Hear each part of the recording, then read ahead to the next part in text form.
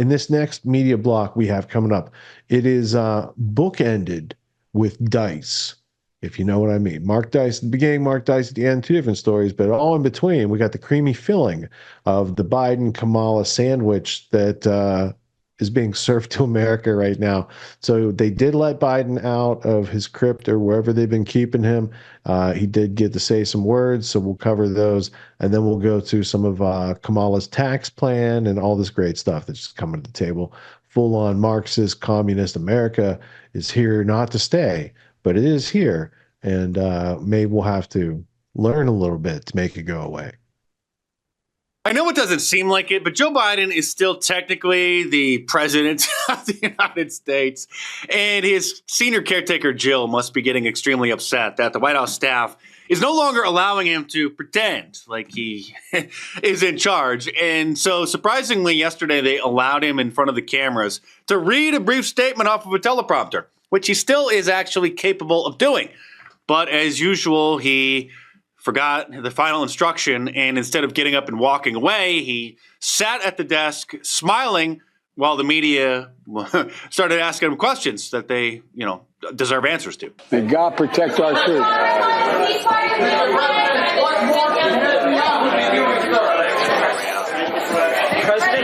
See, they can't put in the teleprompter, stand up and leave, otherwise he'll read that out loud. So that's on his note card, but he forgot about that. This man is the supposed leader of the free world. And look at the size of that desk. They must be trying to humiliate him.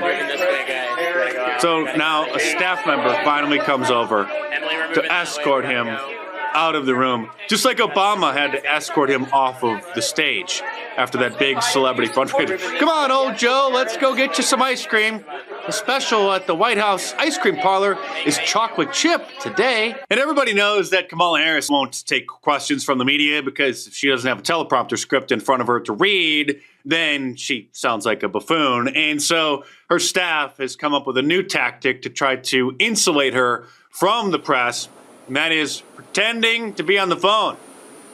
You can see, but just wait for it. So there she's got her earpiece in, and she's pretending like she's on an important phone call. This is the next leader of the free world, according to the Democrats, but just wait for it. I mean, at least she is able to walk up the stairs without stumbling like old Joe.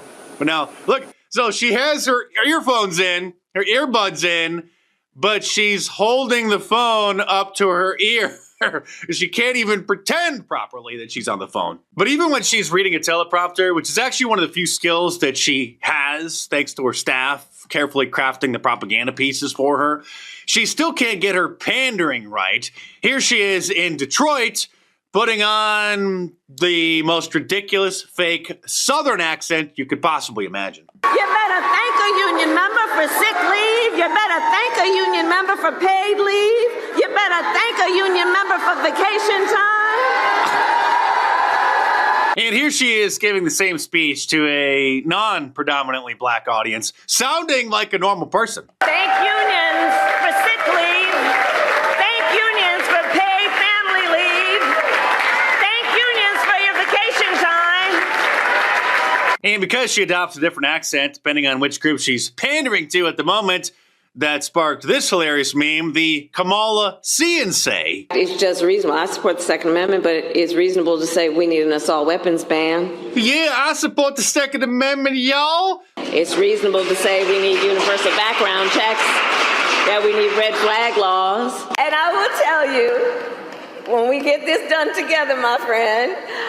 And thank God that Peter Doocy from Fox News is allowed in the White House press corps, because then he can ask the chief White House propagandist, Karine Jean-Pierre, questions like this. Since when does the vice president have what sounds like a Southern accent? You better thank a union member for sick leave. You better thank a union member for paid leave. And you all helped us win in 2020, and we're going to do it again in 2024. I have no idea what you're talking about. Well, I mean, this is... she was talking about unions in Detroit using one tone of voice. Is this something that same you think... line. Okay, Peter. That she used the same line in Pittsburgh, and it sounded like she at least had some kind of a southern drawl. I mean, do you hear the question that you're... I mean, do you think Americans seriously think that this is an important question? They care... You know what they care about? We care about authenticity. We care about somebody who actually says what they mean.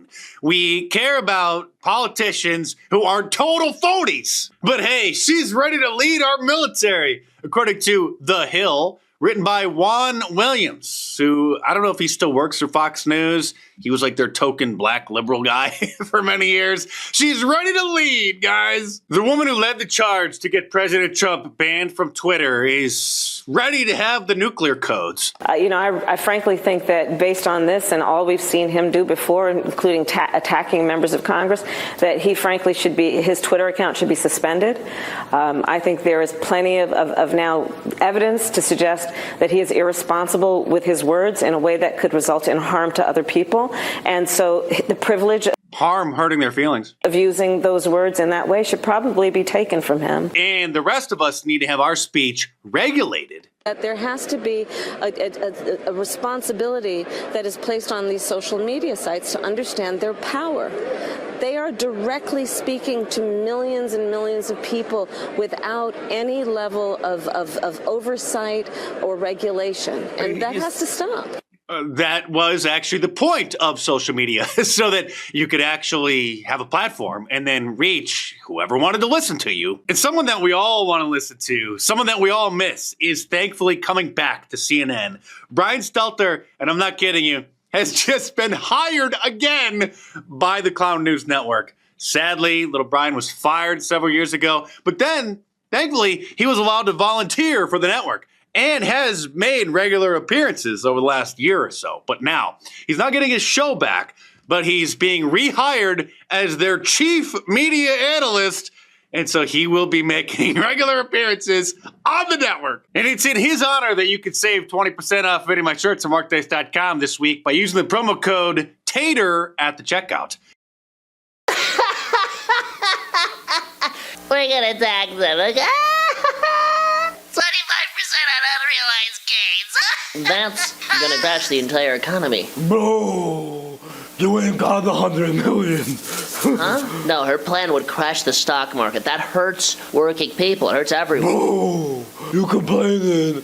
You ain't even got 100 million, bro. Bro, why you worried? Well, because... You think you gotta pay the wolf time? Bro, you don't got 100 million, bro. You don't understand. My concern is that forcing the best performing stockholders to sell off 25% of their earning shares would completely crash the market forever. And all we stand to gain is enough to pay for less than 1% of Kamala's proposed budget. Bro.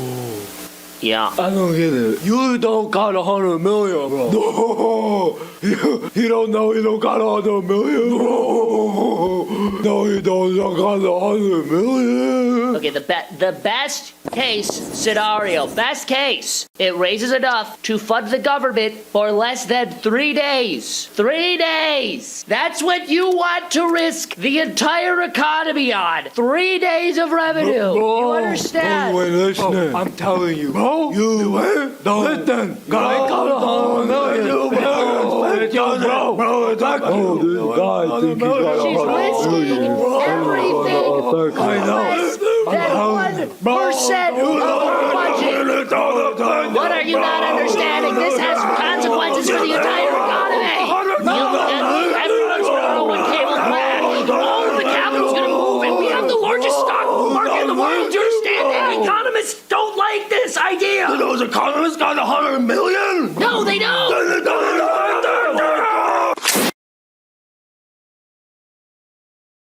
So you know how those lids are, because this is, well, I'm just gonna speak, okay? So this is it. So you know how those lids on those Starbucks cups, they're white, right?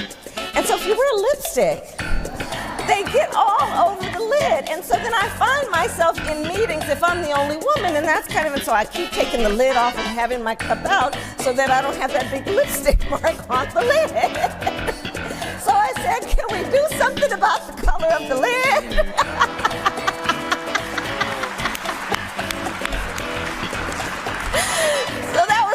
conversation.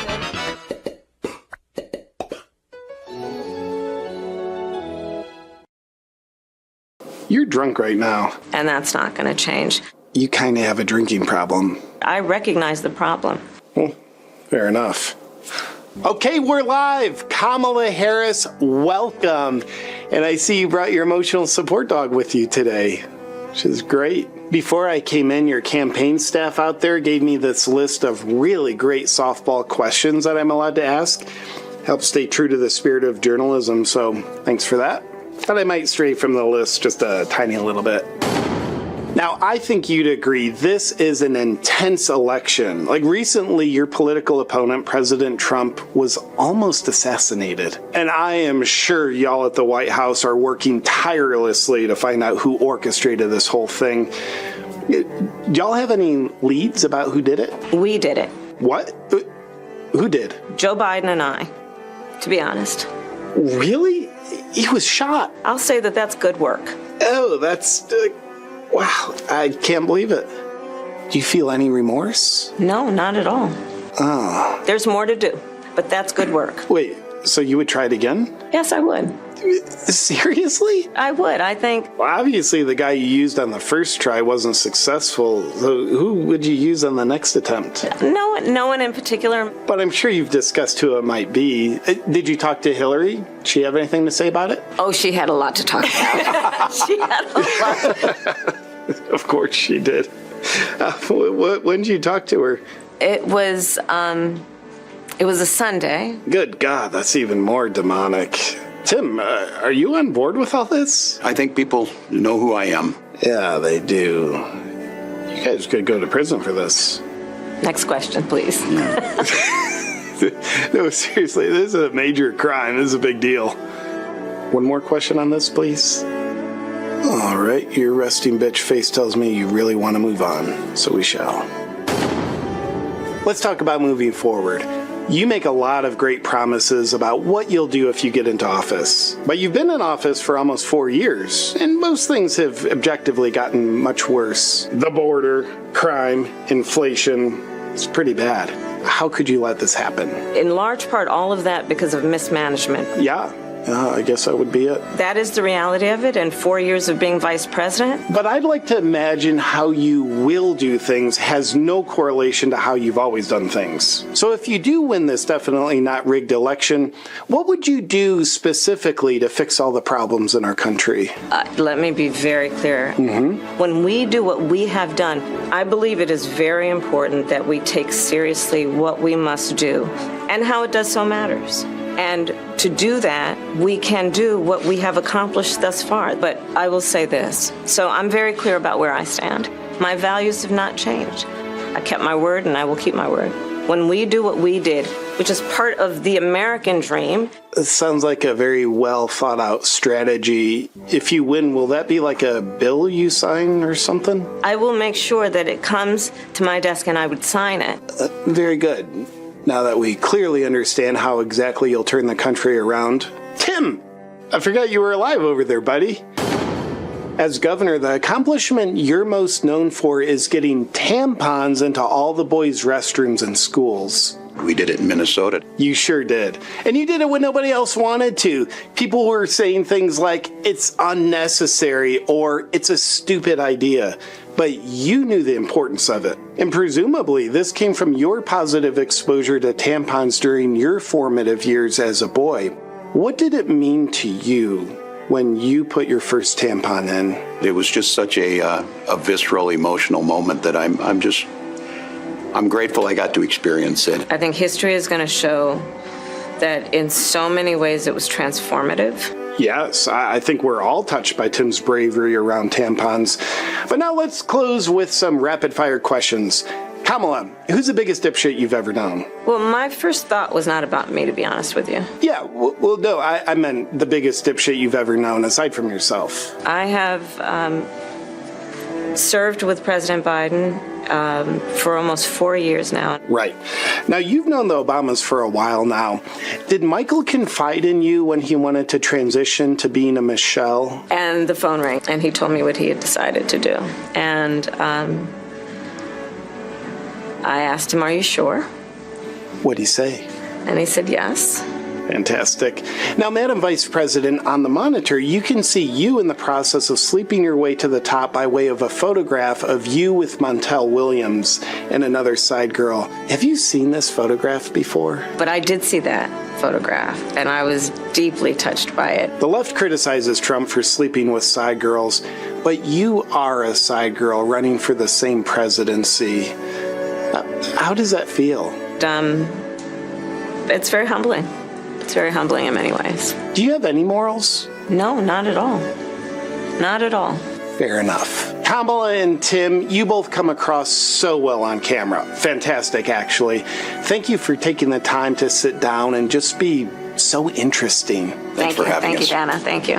What? Tim Walz is thanking me? What an honor. You know what, Tim? You're welcome. And thank you for all your service overseas. By now, I'm sure you're hearing about Kamala Harris's running mate, Tim Walz's new nickname, Tampon Tim, because as governor of Minnesota, he made sure that there were free tampons in all of the boys' bathrooms in all public schools throughout his state. And you may have seen this meme cementing the nickname to him permanently. But no one could have imagined that the Democrats themselves, including one very high-level Marxist, who I'll show you in a moment, would have embraced the nickname. This from NPR, why Republicans are calling Walz Tampon Tim, and why Democrats embrace it. This from the Los Angeles Times, Republicans' Tampon Tim joke about Walz is already backfiring, they say. Of course, the media and the Marxist Democrats are being deceptive about this and telling only half of the story, framing the issue as if the governor signed the bill into law in order to help the girls to prevent them from being embarrassed and not having a tampon so they wouldn't have to ask around some of their fellow students in class before they went to the bathroom. And that actually would be a good idea. In fact, many schools have had free tampon dispensers in the girls' bathrooms for generations. But the reason we call him Tampon Tim is because this bill specifically stated that the tampons also did go into the boys' bathrooms as well. And it would be one thing for the Democrats to try to defend that bill, okay? But instead, they have literally embraced the name Tampon Tim, with Hillary Clinton posting the meme. When I first saw this, I thought, maybe it's a parody Hillary Clinton Twitter account, but it really is her. She posted the Tampon Tim meme. How nice of the Trump camp to help publicize Governor Tim Walz's compassionate and common sense policy of providing free menstrual products to students in Minnesota public schools. Let's do this everywhere, she says. Of course, only telling half of the story. The real story is that he put the tampons in the boys' bathroom. And just when you thought things couldn't get any weirder than Hillary Clinton boosting the Tampon Tim meme, this Washington Post columnist wrote, since hashtag Tampon Tim is trending, which it was, I'll point out that in high school, any boy who casually was like, oh, you got your period? I stashed a pad from the bathroom in my backpack in case one of my friends needed it. That boy would be King Stud. She says, that boy would be drowning in prom invites. I'm sorry, lady. Boys will do some weird and desperate things, hoping to get girls' attention and win them over. But there's one thing that no boy on planet Earth has ever done.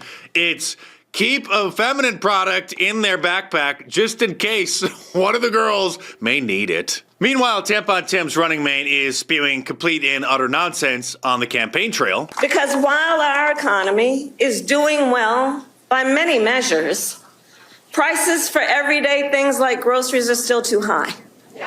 You know it and I know it. You don't know anything. Your advisors put that in your speech because you haven't been to a grocery store in years. You know, when I was Attorney General, I went after price-fixing schemes. And when I am president, it will be a day one priority to fight to bring down prices. I will take on big corporations that engage in illegal price gouging.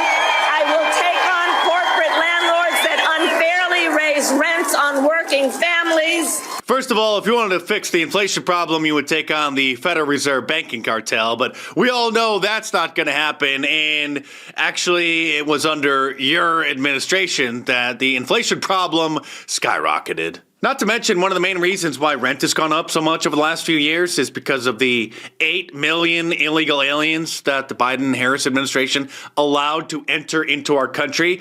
And so since you can only build so many houses in a set period of time, now we're having a housing and an apartment shortage. And old Joe made his first public appearance since announcing he was ending his re-election campaign, and obviously his caretakers have been keeping him in hiding because every time he sits in front of a camera, he does something like this. Are you confident that there will be a peaceful transfer of power in January 2025? If Trump wins, no, I'm not confident at all. I mean, if Trump loses, I'm not confident at all. Wait. So if he wins, then there's not going to be a peaceful transfer of power, but then he supposedly corrected himself and said, well, if he loses, there won't be. But if he loses, then there wouldn't be a transfer of power because Kamala would just retain the power that the Biden administration already has. Or maybe old Joe let the cat out of the bag about the Democrat plan for if Donald Trump does win, because it seems to be an open secret at this point with Congresswoman Jamie Raskin, who was on the January 6th committee, just openly talking about their scheme. So it's going to be up to us on January 6, 2025 to tell the rampaging Trump mobs that he's disqualified. And then we need bodyguards for everybody in Civil War conditions, all because the 9 justices, not all of them, but these justices who have not many cases to look at every year, not that much work to do, a huge staff, great protection, simply do not want to do their job and interpret what the great 14th Amendment means. Note, he said January 6, 2025. This is not an old clip, not referring to what happened on January 6 back in 2020. They are anticipating that if Donald Trump wins, that they're going to claim that he's ineligible because of Section 3 of the 14th Amendment, which claims that if somebody had engaged in insurrection, then they would be disqualified. But Donald Trump was not charged with insurrection, which is an actual crime that's on the statutes. Things are going to get weird. We're now less than 90 days from the election. And if, God forbid, Donald Trump and J.D. Vance lose, and then cackling Kamala and Tampon Tim win, then this is the kind of new legislation that we can expect them to roll out. I think we need to push back on this. There's no guarantee to free speech on misinformation or hate speech, and especially around our democracy. Actually, there is. It's called the First Amendment, in which obviously the Marxist Democrats are hoping to repeal. And when I call them the Marxist Democrats, that's not hyperbole. That's not political rhetoric. They literally are communists. It has to be about a goal of saying everybody should end up in the same place. And since we didn't start in the same place, some folks might need more. We have to end up in the same place, not just have the same opportunities, not have equal rights. They changed it from equality to equity, and so they're giving extra rights, extra money, extra privileges to non-whites, non-Christians, non-heterosexual people, non-citizens. They are literally regurgitating Karl Marx's mantra, from each according to his abilities to each according to his needs, which wasn't in the Communist Manifesto, was in some other writings of his, but this is the core of communism. For you normal people out there, I'm sure you'll enjoy the Fight for Trump t-shirt, available in my online store, markdice.com. Fascinating ideas of non-freedom. How does communism start? Does it start in a poor place and exist? Or do there have to be some rich people or some people of production to be plundered for communism to kind of get its kickoff? Like the Russian Revolution, it just started with peasants, right? No, they had to go topple a system and then take over the power of all these other people. And that's where the power came from. It doesn't come from nowhere. It's a power transfer. And it's at the end of every episode of this podcast. Like, the government doesn't create anything. It just takes from some people over here and gives it to these people over here. Like, the government, as you know it, is a light form of communism. And the government, as we know it here in America, has had most of the 10 planks of the Communist Manifesto in place for a long time. But Americans don't think of themselves as communists. Americans think of themselves as individuals with freedoms and liberties and rights like the First Amendment, Second Amendment, etc. When Jamie Raskin gets to the 14th Amendment, Section 3, and you want to play around with definitions and insurrection and all this other stuff, I'd say you don't get to talk about the 14th Amendment, let alone Section 3, unless you're following the Constitution up to that point. And I would bet to say that 3/4 of our government is structured outside of constitutional limits. The Department of Education is not in the Constitution. These things are artificially created later. They are extra governmental, but they are considered part of the government. So maybe if Trump gets his team of Elon and RFK and these the Dream Team superheroes in there, they can go in and excise out that which is not government. Like the constitutional republic that we live in, by the way, it's not a democracy. Constitutional republic that we live in has a certain structure, and that structure enables it to go forward into the future, and it's lasted over 250 years.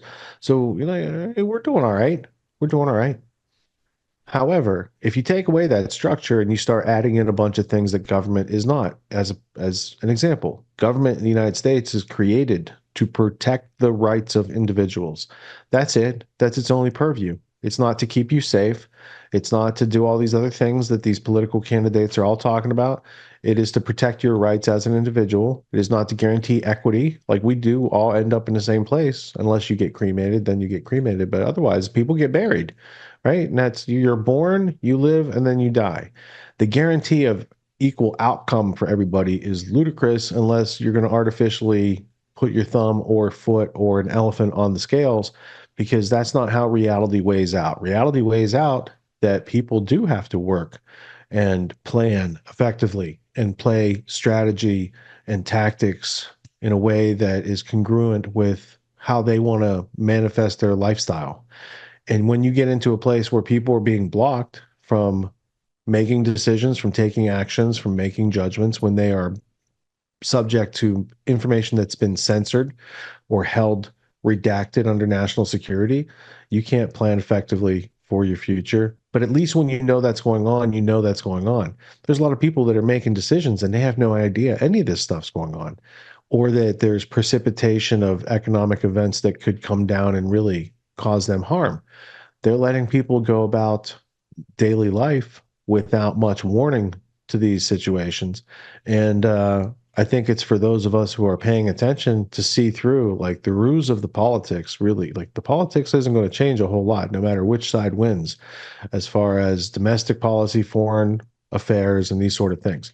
So the best we can hope for is a rising in the tide of consciousness in this country, and people no longer just believing face value what they're being told by mainstream media and these politicians, but actually take what they're saying and compare it to reality, and then have some journalists and interested citizens hold them to account in public arenas, because I think that's the only way we can show them that you can't have inept. I mean, it's been going on for so long. Look at W. Bush. He was pretty inept.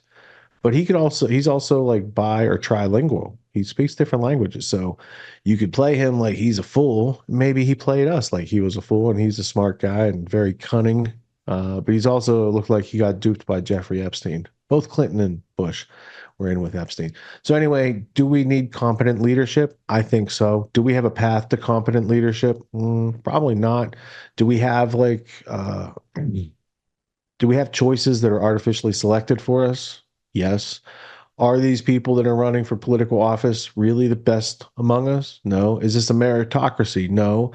Are we seeing examples of an oligarchy offering us like right hand or left hand, but it's connected to the same body? Yeah, pretty much. Although I think, there are some idealists, and I think those idealists and blue collar people who dream of they dream of the American dream again. The American dream used to be of a lifestyle, but now people are just dreaming for the American dream to happen again. These things are not going to happen given to you by government. They have to happen one mind at a time as people get a little more self-respect and a little less willing to indulge and bathe in the gaslighting and lies that really have become a not such a precipitation as much of a torrent or deluge on the American public. So now's a good time to stop, take a look around, pay attention to what's going on in your country, look at what's going on to family life and lifestyles and economics and all these things, because if there is change to be made, it's not going to be made just taking their offer. We're going to have to say, here are our demands as people, as free people.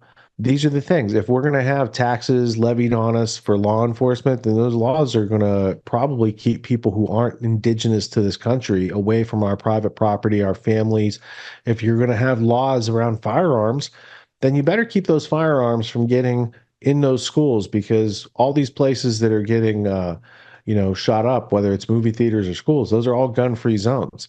And the Georgia shooting that we'll get to was stopped by a school safety officer who was armed and did intimidate the shooter into giving up, which is highly unusual in these situations. So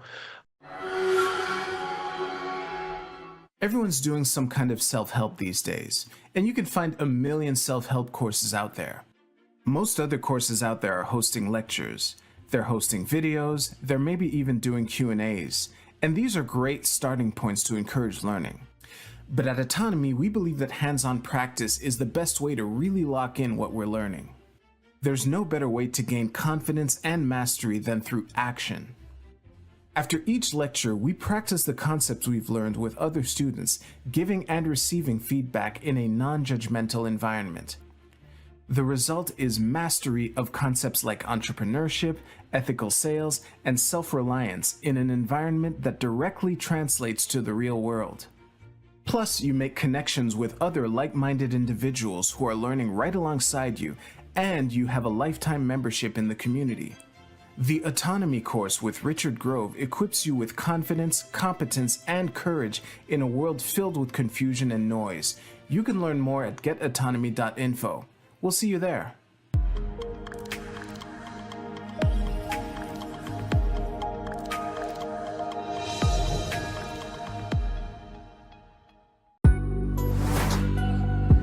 What makes the Grand Theft World podcast unique, invigorating, exciting, and informative? Most other podcasts out there are either doing straight up interviews or they're just covering the daily news. They're covering current events from the day they happened. And that is effective. It's useful. It's a great starting point. And then sometimes these current events change during the week past the first story. So we like to give it a little time. You have to wait till some of the dust settles on these stories in order to give them accurate coverage. And the other thing that's really missing in the media landscape is covering the articles that are coming out every day. That's great. That's necessary. But who's bringing in contextual history so that you can understand what has been going on for decades and decades to lead up to the machinations and actions that we see unfolding today? So what we do here on the podcast is we cover current events. Many of these things are censored, but we wait about a week. As a forensic historian, I focused mainly through my career on the history of globalism and collectivism and things that they call maybe the New World Order. There's a lot of facts to these sort of circumstances, groups, events, activities, working groups that they've had over time. So for Grand Theft World listeners, we not only break down the current events, most of which that are censored during the week, we provide you with contextual history, we give you the source notes, the references, we do deep dives, and this really empowers you with an understanding of context and history so that you can make more informed decisions in your life. There's also a community, a membership where you guys can actually ask questions and we can get into the show and we can share evidence. And there's a town hall weekly for Grand Theft World for those who listen to it and are interested in covering the stories that we don't get to during a 6-hour show. Listening to it an hour a day, you could easily consume the week's news, but you're going to have substance and meaning and context and understanding. And with that, you can make higher quality decisions in your life. So if you're interested in more quality in your life, go to grandtheftworld.com, click podcast at the top, and we'll see you there. Thank you. These allegations are false. This isn't Grand Theft Auto, folks. This isn't a video game. What are the most surprising things that you discovered once you started pulling on that thread? Who he was connected to, what institutions he was influential over, what events he participated in? Come on, man. What are we talking about? Come on, man. No. You don't have to think about it, dude. I got this quote because you said you didn't know much about Klaus Schwab. I made it my job to, as soon as this happened, I'm like, okay, this guy's their front man. Let me learn about the official history of the World Economic Forum.